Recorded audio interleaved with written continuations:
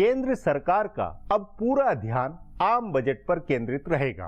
अगला एक पखवाड़ा बजट तैयारियों, सुझावों व कयासों में गुजरेगा।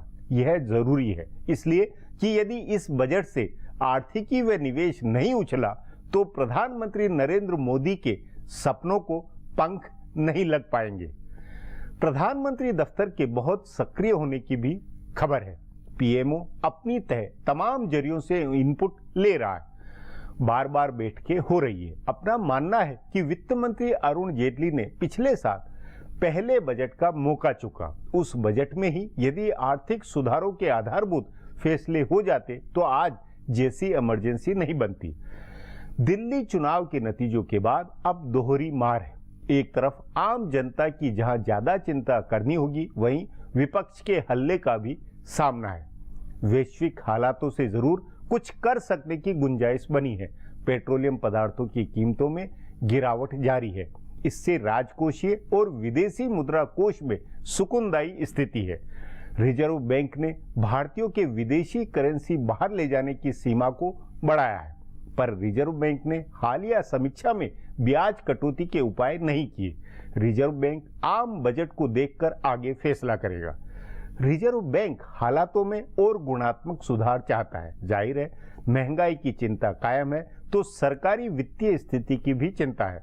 सवाल है इन बातों को लेकर बजट तैयारी में क्या सोच दिखलाई दे रही है। बजट की तैयारी में वित्त मंत्री आर्थिकी के तमाम पक्षों के प्रतिनिधियों से सुझाव लेते हैं। इस बार सुझाव से ज्यादा वित्त मंत्री को खुद फैसला लेना है कि वे अर्थव्यवस्था को किधर ले जाना चाहते हैं और उसके लिए किस गियर में गाड़ी को डालना है। सचमुच प्रधानमंत्री व वित्त मंत्री की सोच पर सब कुछ निर्भर है। इस पर चर्चा के लिए आज मेरे साथ आर्थिक मामलों के जानकार आनंद प्रधान है। आनंद जी, बजट बनाने की प्रक्रिया बहुत तेजी पर है।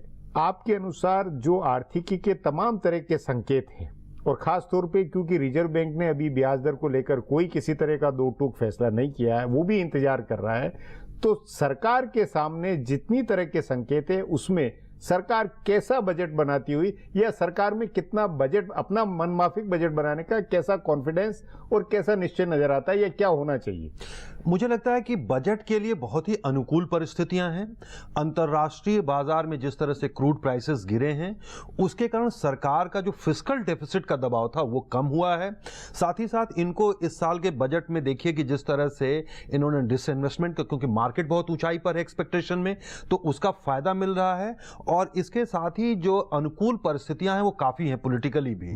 अब इसमें जो इनको डिलीवर करना है, जैसा कि प्रधानमंत्री मोदी ने भी कहा कि ये भाग्य हमारा अच्छा चल रहा है। अब सवाल यह है कि भाग्य के साथ कर्म का, अब जो इसमें जो 3-4 चीजें बहुत महत्वपूर्ण हैं जिसकी तरफ पूरा बाजार देख रहा है, इन्वेस्टर्स खास करके देख रहे हैं, और वो ये है कि क्या फिस्कल डेफिसिट को कंट्रोल में रखते हैं, यानी फिस्कल कंसोलिडेशन की तरह जो इन्होंने प्रोग्राम अनाउंस किया हुआ है। नहीं, मेरा ये कहना है कि यही जो है वित्तीय जो है शक्ति या जो संतुलन है, ये तो अब एक हिसाब से ठीक स्थिति में है, तो इससे तो कॉन्फिडेंस बनना चाहिए। बिल्कुल, और इसको लेकिन कंटिन्यू रखना है। दूसरा एक ये भी है कि क्योंकि कॉर्पोरेट इन्वेस्टमेंट उतने बड़े पैमाने पर नहीं आ रहा है, तो एक जो खुद वित्त मंत्रालय के छमाही समीक्षा में कहा गया था कि सरकार को इन्वेस्ट करना चाहिए, और जो स्मार्ट सिटी हो, चाहे इंफ्रास्ट्रक्चर प्रोजेक्ट्स हो, चाहे रेलवे में इन्वेस्टमेंट की बात हो रही है या पोर्ट्स में हो रही है, तो वहां पर यह देखा जाएगा कि किस तरह का इन्वेस्टमेंट करने के अनाउंसमेंट करते हैं। एक तरह से ब्लॉकबस्टर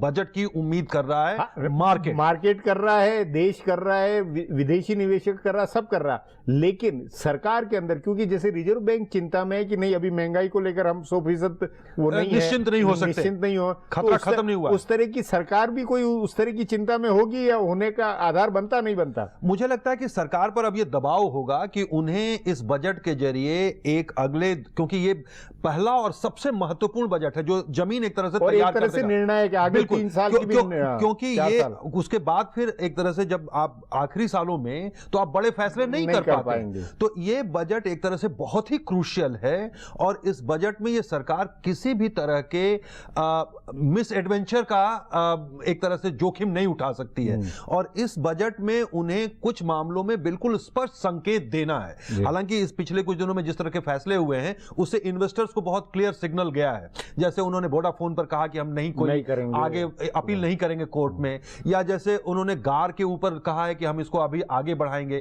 लेकिन जैसे जीएसटी है, अब जीएसटी के बारे में 1 अप्रैल से ये लागू होना है, 2015 में बिल पेश कर दिया है, लेकिन जो राज्यों की आपत्ति है उसको किस तरह से कंपनसेट करेंगे अंततः अब निपटाना होगा। ये बजट में इनको क्लियर बताना पड़ेगा। दूसरा इनका है कि जैसे आपने खास करके सब्सिडी रिफॉर्म और जो वेलफेयर रिफॉर्म्स हैं, चाहे मनरेगा हो चाहे फूड सिक्योरिटी हो, इन सब को लेकर के जो बातें कही थी चुनाव के दौरान और पिछले दिनों से अपेक्षा की जा रही है, उस पर भी एक क्लियर कट पिक्चर देनी पड़ेगी। और करके उस रिसोर्सेस को या तो आप इन्वेस्टमेंट की तरफ, इंफ्रास्ट्रक्चर की तरफ मोड़ें, या फिर इसके अंदर भी आप कोई रास्ता निकालें। जैसे सोशल इंफ्रास्ट्रक्चर में भी, जैसे चाहे वो आप स्कूलिंग में हो चाहे हेल्थ में हो, या डायरेक्ट सब्सिडी भी दीजिए, जो भी डायरेक्ट ट्रांसफर हो। ये जो आप जितनी भी बातें कहते रहे हैं उनको लागू करने का अब समय है। उनके बारे में क्लियर कट रोड मैप इस बजट में दिखाई पड़ना चाहिए। और तीसरी जो महत्वपूर्ण बात है कि जहां इकोनॉमी खड़ी है, कॉर्पोरेट इन्वेस्टमेंट बढ़ाना बहुत जरूरी है। उसके लिए जो अनुकूल माहौल है वो जरूरी है कि जब तक कि आप पब्लिक इन्वेस्टमेंट नहीं बढ़ाएंगे। तो जैसे एग्रीकल्चर भी एक ऐसा महत्वपूर्ण क्षेत्र है जिसको इनको पॉलिटिकली भी एड्रेस करना है। तो जैसे माना जा रहा है कि इंफ्रास्ट्रक्चर में, सिंचाई में भी इन्वेस्टमेंट करना बहुत जरूरी है। इसी तरह से आपको उर्वरक के मामले में आपको रिफॉर्म की तरफ जाना पड़ेगा। तो ये लेकिन इन सब के बीच में असली ये कि जो इन्वेस्टमेंट है, रोजगार अपॉर्चुनिटी है बाहर से, और मेक इन इंडिया प्रोजेक्ट है, उसमें क्या कराधान वाले में जैसे एक्साइज में पूरी तरह रिलीफ छोटे कार उद्योगों को, ये कुछ इस तरह के इनोवेशन वाले जो संकेत आए, मुझे लगता है कि मेक इन इंडिया एक तरह से सरकार का फ्लैगशिप प्रोग्राम और वो इसी बजट में उसको जितने भी इंसेंटिव या उसको जो प्रमोशन है उसका पूरा रोड मैप और इसी बजट में होना जरूरी है, क्योंकि ये बजट ही एक तरह से कंप्लीट डॉक्यूमेंट है सरकार का आने वाले 1 साल 1.5 साल का, एक तरह से आपका पिक्चर देता है। तो मुझे लगता है कि इसमें थोड़ा अरुण जेटली को न सिर्फ साहसिक होना पड़ेगा, इनोवेटिव होना पड़ेगा, नए आइडियाज के साथ आना पड़ेगा और उसमें एक तरह से पॉलिटिकल जोखिम लेने के लिए भी तैयार होना पड़ेगा। ये मतलब मेरा मानना है कि एक बहुत महत्वपूर्ण मौका है, अनुकूल परिस्थितियां हैं, भाग्य साथ है, तो अब कर्म की जरूरत है और वो कर्म करके, कर्म का मतलब सिर्फ ये है कि राजनीतिक इच्छा शक्ति को इस बार शो करना इसमें यह पड़ेगा। बुनियादी बात है, बिल्कुल बुनियादी बात यह है कि जो आपने बातें कही थी है, जो सोच है आपकी, उसको राजनीतिक इच्छा शक्ति से कन्वर्ट कीजिए, करना पड़ेगा इस बजट में। इसको देखा जाए, क्योंकि ये सिर्फ वित्त मंत्री का ही नहीं, प्रधानमंत्री का भी है। प्रधानमंत्री के लिए भी ये बजट सबसे महत्वपूर्ण है और मुझे लगता है कि जिस तरह से उन्होंने पिछले कुछ दिनों में दुनिया भर में जाकर के दुनिया भर के इन्वेस्टर्स से वायदे किए हैं, लगातार डेलीगेशन से मिल रहे हैं, तो उनके लिए भी ये बात कहना इस बजट के जरिए उनकी तरफ से भी लोगों को एश्योरेंस जाना चाहिए कि हां, हमने जो कहा था चुनाव प्रचार के दौरान, जो बातें कही थी, वो ये बजट में है। लेकिन असल चुनौती ये होगी कि उन सुधारों को और बजट में किए गए प्रपोजल्स को पॉलिटिकली वो कैसे सेल करते हैं, उसको बेचते कैसे हैं? नहीं, देखिए वो तो बात की स्टेज है कि, और उसमें हालांकि अभी चिंता होगी कि वो सदन के दोनों सत्रों से पास करा पाए या उसमें कोई ऐसा बवाल करने वाले, बजट में तो मुझे लगता नहीं कोई बड़ी मुश्किल होगी। प्रस्ताव तो लगभग हो जाएंगे, लेकिन उसके साथ से जुड़ी दूसरी जो है सुधार, जैसे ऑर्डिनेंसेस जो हैं उनको पास कराना है, दोनों एक दूसरे से इंटरलिंक है। बिल्कुल, क्योंकि इन्वेस्टर्स का कहना है कि हम ऑर्डिनेंस पर नहीं, हम लेजिस्लेशन पर भरोसा करेंगे और लेजिस्लेशन एक चैलेंज है, पर बजट सत्र जो है बहुत महत्वपूर्ण है और उसी के अंदर वो सब निपटाना पड़ेगा। जी आनंद जी, बातचीत को यहीं समाप्त करेंगे। प्रोग्राम में आने के लिए बहुत बहुत धन्यवाद।